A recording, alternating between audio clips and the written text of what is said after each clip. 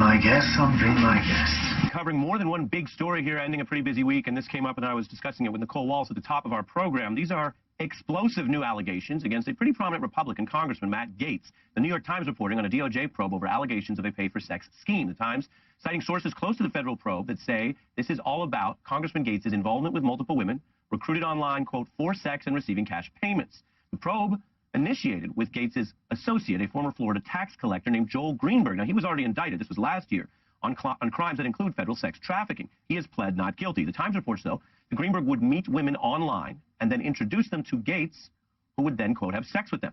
And according to people close to the investigation, quote, some of the men and women took ecstasy, an illegal mood-altering drug, before having sex, including, the Times reports, Mr. Gaetz. The Times also reviewed payments, evidence, money that went to women that were made with online apps, reportedly showing, for example, a payment to a woman from Gaetz.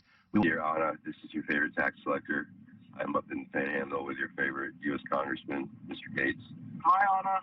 And we were just chatting about you and talking about your lovely qualities. And we think you're the future of the Democratic Party in Florida. Well, see, I know you're the future of it, so there's no thinking involved. Anyway, if you get this and you feel like chatting.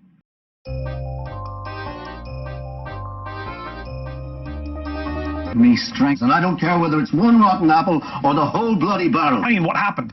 How it is that the right descended into, quote, crazy town. The author points out that well before the rise of Trump, even as far back as 2010 and the rise of the Tea Party, you could be a total moron and get elected just by having an R next to your name.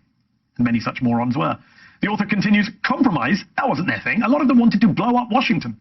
He goes on to say that many Republican members of Congress were just thinking of how to fundraise off of outrage or how they could get on Hannity that night. And it's not like there haven't been red flags. We now know that according to CNN, Gaetz showed nude photos of women he said he'd slept with to lawmakers in the Florida House.